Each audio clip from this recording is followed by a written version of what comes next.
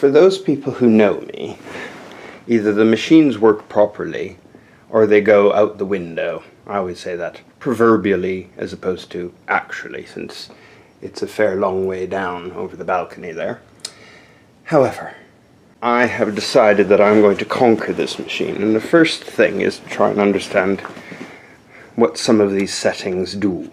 Okay, so I'm going to start with this. For those people who are familiar with overlockers, there is a stitch length and a differential feed.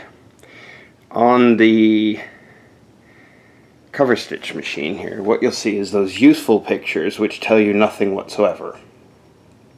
This is your differential feed, and what that controls is, if you look there, there are two sets of feed dogs, that one and that one, same as on the overlocker. So this controls the overall stitch length from the front, really, and that controls the stitch length or differential feed from the back. You'll remember I said I always have to pull on this machine to get it to work. Well, one of the reasons was because I didn't have the differential feed set high enough. So this would have done the work for me automatically in pulling it through, and since I've set that higher, which doesn't kind of provide any use whatsoever in this until you understand that it's kind of upside down. So this is saying bring the differential feed closer together, bring the differential feed farther apart. So what they're saying is turn it this way to a higher number to get that. So it's the same as normal, just kind of don't get confused with those pictures. I got completely confused thinking this made the density less and caused all sorts of problems. What it actually means is the differential. So that's really important that these two work in sync so that you get the right amount of stretch on your fabric. Either none at all or a good stretch, but you want those the second set of feed dogs here, the back feed dogs, to really pull that fabric through, otherwise it's going to get jammed, which is what I was having lots of problems. This setting on front automatically tells you, sets lower settings. So what you can see is here on this side it's saying for very sheer fabrics use these settings. For more normal fabrics use these settings, 8663. This one is fine because I'm thinking, well, I'll just adjust all the settings as normal, and yes, I've managed to get quite reasonable results under this. However, this automatically adjusts the tension, and I'll show you that little gem in a moment. So I'm going to slide it there. That loosens the bottom, if I remember correctly. It automatically adjusts the loop retention. That's what I believe that does, if I remember correctly. But we're going to try that out and see how it impacts. But just setting to 4443 kind of works. However, that wasn't the real challenge where I had the most problems. And I want to talk about the needles. Okay. So if you read your instructions, which of course you should, and even though I did, it didn't quite grasp what I was supposed to be doing. What you'll see on there, if I can get that to work, it might be a little, there you go. You can see it says use the EL by 705 needles, 8012 or 9014. Great, wonderful. So I did, and still got awful results, or variable results. And there's a reason behind this, which was not explained anywhere until I Googled it and said, okay, I'm beginning to get defeated by this machine. What is going on here? This needle system only tells you the type of needles to use. So it's got a longer eye, like an embroidery needle, and it's got a little different shaft at the back, just to make it better. That needle system does not determine the type of needles you're putting in. Only the size and the type of needle. So for instance, for my industrials I use a DX5. So there are different needle systems. So this is saying it's different. They, for all intents and purposes, look the same as the 15x1. And generally they're kind of the same except for a few differences which can impact your sewing. But that wasn't what was causing me problems. The real issue had to do with the point of the needle, which we all know you should use ballpoint needles. There is nowhere in there which says anything except to use those type of needles. What I found recently is the standard type of needle that follows that system is not for stretch fabric. It is a standard universal or fine point needle. It is not a ballpoint needle. So when I was looking through my needles very closely, and it's quite difficult to do, I noticed that some of them had a finer point and some of them had a much tighter point. And this made me think, I wonder if some of these are ballpoint and some of these are not. So I did some digging around and I found on a blog that it said, by the way, beware, because you do need to use ballpoint needles in your machine when you're doing knits or you're going to have a disaster. Interesting, because if you try and type in anywhere, ballpoint needles EL705, you're going to struggle. I really struggled. So what I did ultimately is I just put a ballpoint needle from a Janome sewing machine in here to make sure they're all ballpoint needles of the same size, and suddenly it started working a lot more reliably. So okay, that's kind of irritating, and I thought I'd share that little gem with you. So I got better results with just putting a ballpoint needle in and making sure they're all ballpoint needles, but I've ordered some EL705 ballpoint needles just to make sure I've got the full correct set, and then we should be able to go and get some success out of this. So let me show you as best I can what results I've had. So this is elastic, waistband elastic, and I stitched it last night, 2 layers. Now a lot of time I would get horrible skipping results with 2 layers. In this case it actually worked when I tried it last night. So that made a huge difference, but I'm still fighting with very fine fabrics. Now again, the blog said make sure you use the smaller needles for the lighter knits and stuff, which makes sense, except what a pain if you're suddenly sewing over elastic to have to change all 3 needles. Not sure that's really thrilling me. But I'm going to try some tests now on the lighter fabric with these size 14 needles set in on some settings. So it sewed fine with this, and I managed to get it to work relatively well yesterday. You can see that the foot pressure does need to go up a bit so it doesn't slide, because that seems to be one of the problems. So I'm going to increase that as well to keep the shifting from happening. And let's see how we get on.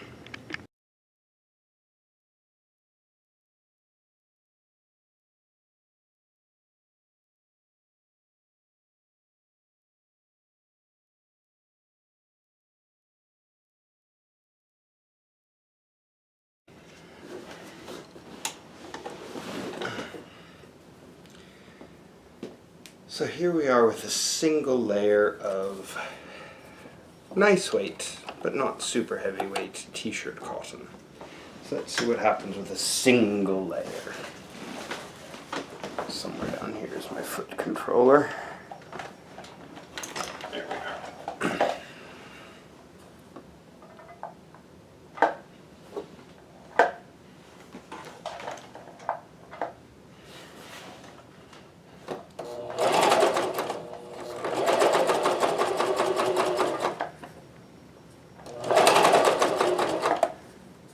So it's bunching a bit, and it's definitely pulling in too tight.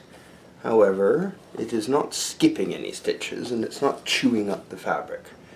So what we can definitely say is we need to lighten the looper. The tension is too high for a single layer, so it's like really it's not doing enough. So given that it's puckering and certainly pulling in too tight, I'm going to lower the looper to 1 and see if that makes any difference to the results.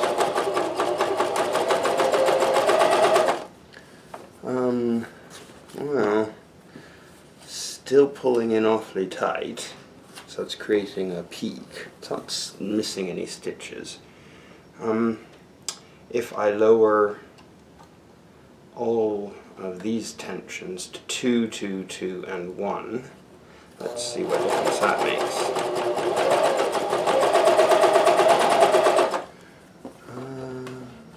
Getting closer, but not there yet. So we need to spin here. This is hard to do if you have to do a tight turn, but we'll just go with that. Okay, so let's lower this to 1, 1, 1.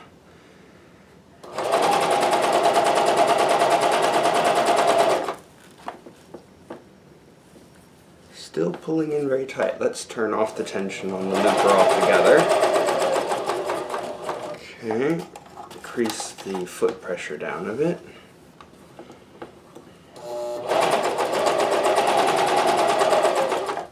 Okay, I'm going to increase the stretch, the differential feed to maximum, so it's pulling the most.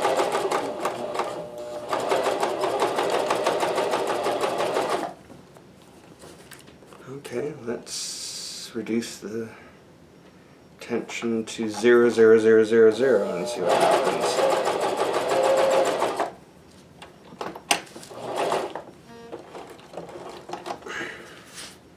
You can see it's still puckering something chronic. I'm going to try this other setting now. So I have literally put the foot pressure to 0, or the tension universally to 0, 0, 0, 0, 0, 0. And that's what I'm getting at the moment. So that's kind of a little special.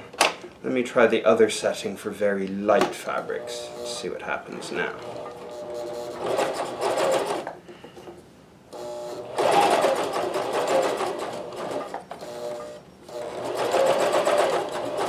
Okay, that's reduced, well, I can't say that's giving exactly the results desired quite yet. Still, even set to 0, still foot tension on these things. You'd expect it to really, still quite a bit, you know. Interesting.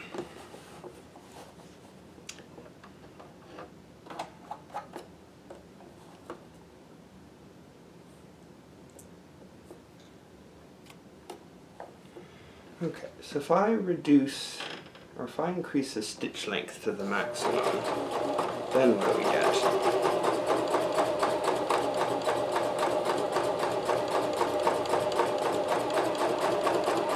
Well, that's definitely,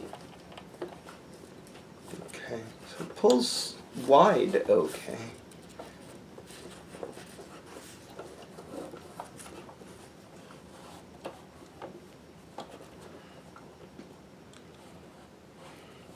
If I hold it sideways, pulling really tight so that it can't pucker it in. That does definitely give slightly better results, but that's a lot of hard work pulling it sideways all the time, stretching it as wide as you can to keep it. So it's definitely the bottom that's causing the problem. So what I'm going to do is I'm going to increase the thread tension back up and reduce the stitch length a bit to be a bit more normal, because that's rather huge. One wouldn't expect that kind of stitch length. Let me just pull out the threads here.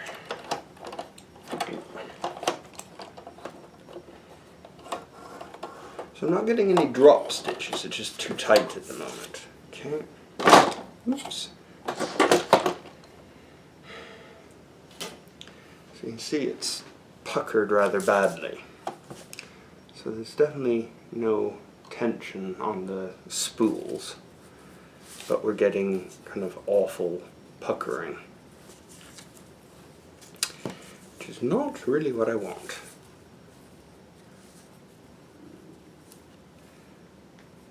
Okay, so maybe if we turn the differential feed the other direction, let's see, let's turn this off again to 0, 0, 0, 0. I'm going to go the other way to 2 So from 4 to 2 on the differential feed. Let's see what happens now. Actually, that's giving far better results now. So clearly the differential feed needs to be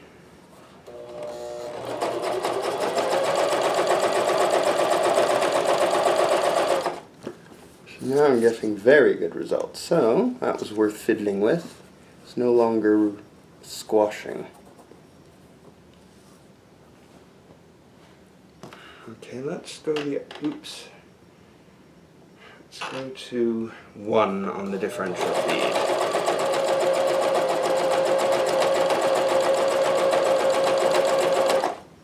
Let's move it way too close together, so I don't like that too much.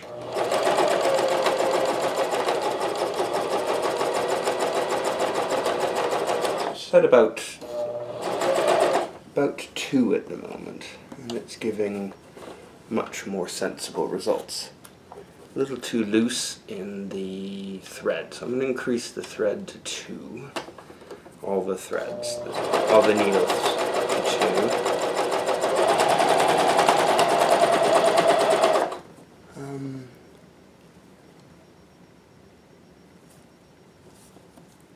Those are relatively good results. Increase the center needle just a titchy bit.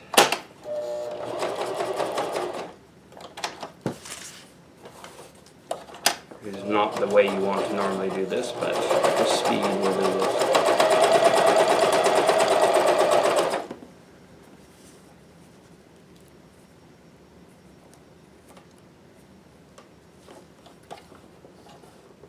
Okay, well, definitely not skipping any stitches. It's doing what it's supposed to. Oh, it is skipping stitches. That not good. Okay.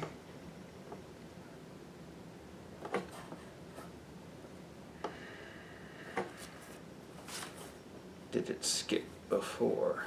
No. So I need to reduce the needle tension again. Down to 111 and see if we get better results. It might be because the differential feed is a little too tight. You definitely get skip stitches if the differential feed is too tight. So it's that one. Oops, which one is it? That one there. Oh no, it's okay now.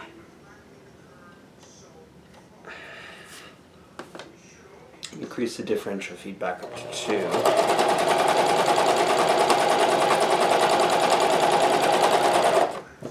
Okay, so it's this outside one here. So it's definitely not skipping any stitches, so it did there briefly. So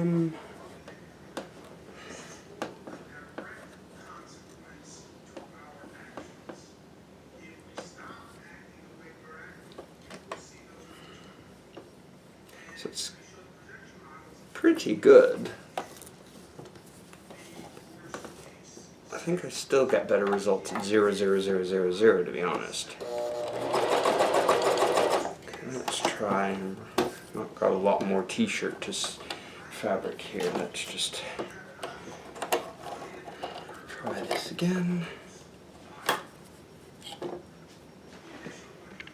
Okay, so I've got it set to no tension whatsoever for this very lightweight fabric. Got it set to the lightest settings. I just want to flick it back to the heavier setting. I'm still trying to figure out what this is supposed to do differently.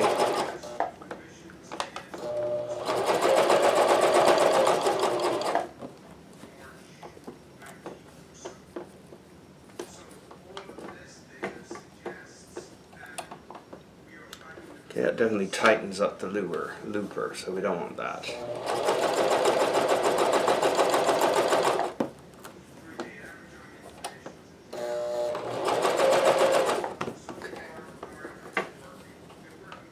Okay, so that's definitely working now.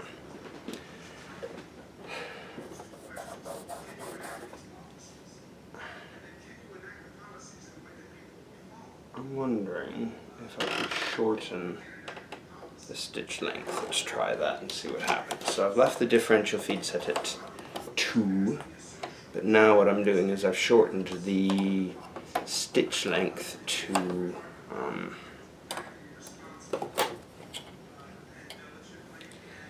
1.5. So let's find a long run of unabused fabric here. So let's go. So I've reduced the stitch length here.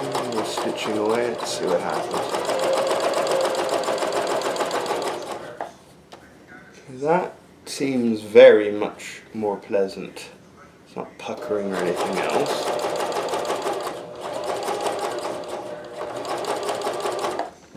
Okay, we're getting success. So that looks like it's supposed to. And on the back, let's hope for good results. Okay, I can't do this from here. Just cut the threads again. Oops. Okay. So here's the test I just ran. And that is really perfect. On the top, so it's here. And on the back side, we have an absolutely perfect result. First time ever I've had it look that good.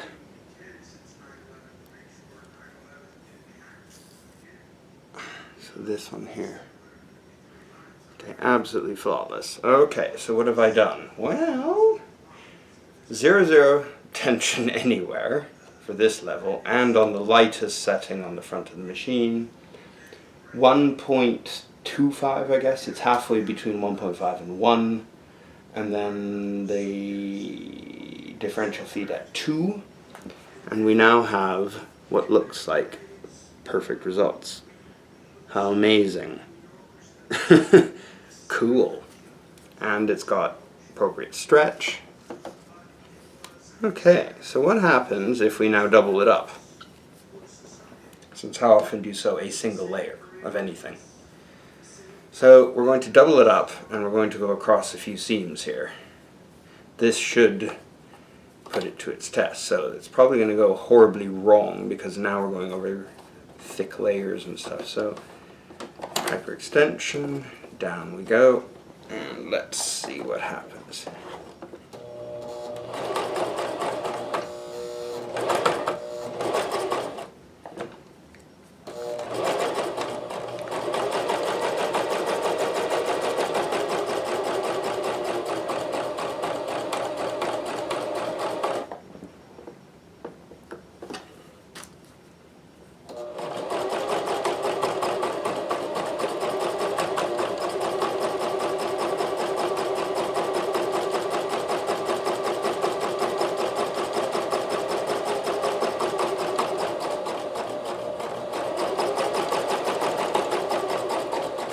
Okay, so at the end, so let's do the old magic threads.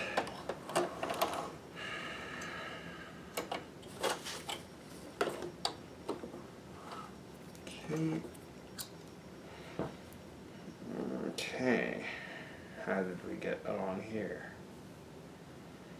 So top-wise, perfect. Absolutely perfect. And on the bottom,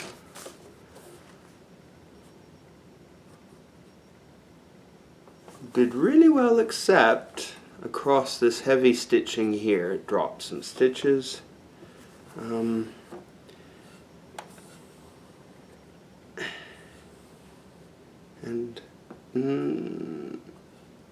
it's a bit ugly there. Now the reason for this ugliness is because of the thread tension. I can see it's not pulled back up, so we definitely need to increase the needle thread tension for this. So I'm going to put this back up to 2 and run a second test.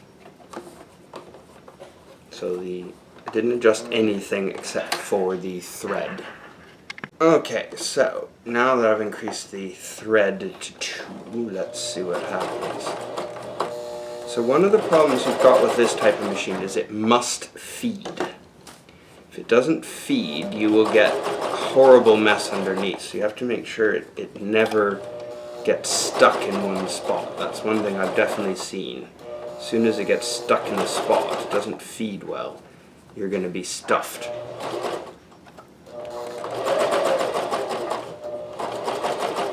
So you definitely need to watch your foot pressure.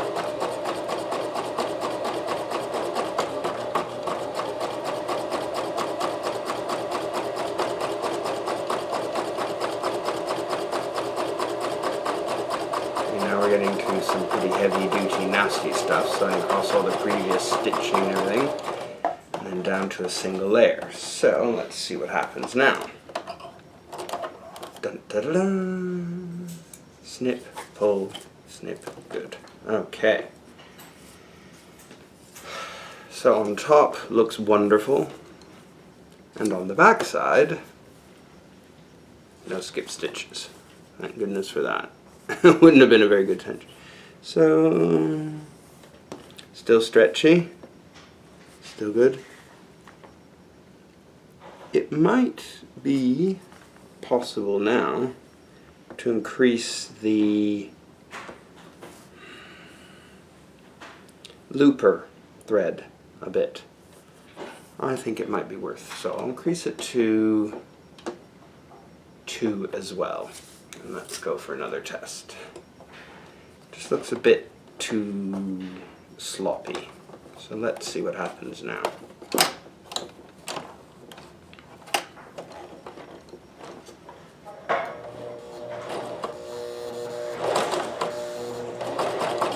It's feeding well, which is important.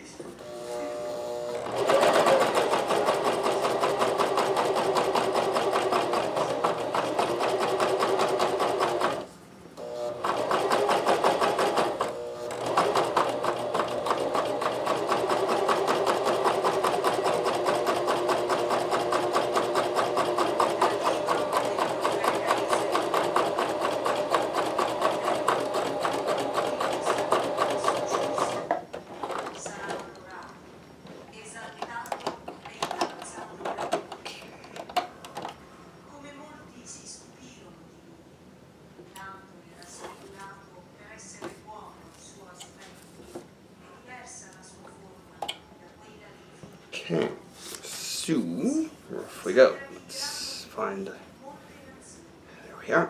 So on top again, perfecto results. On the bottom, a little tidier for sure. As you can see, there's less looper thread now showing up. So I think we've got it balanced. You can see it doesn't always feed perfectly, but that's expected with it's gone across that lump. Now in this case it has continued feeding, so that's excellent. So we have flawless results here. At the beginning not so good.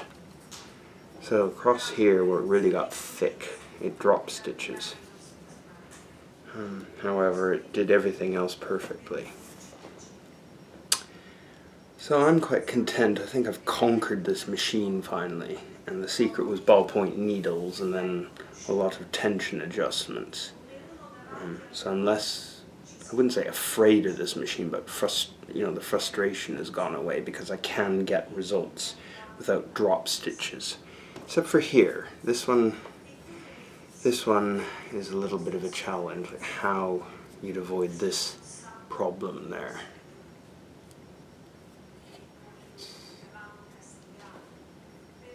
Oh, there we go. It's really hard to, so you see at the beginning there, where it's really thick, 4 layers, it dropped the stitches. But everywhere else is pretty good. So that one will still be a bit of a challenge, but how one conquers that. Okay. Well, happy sewing everybody.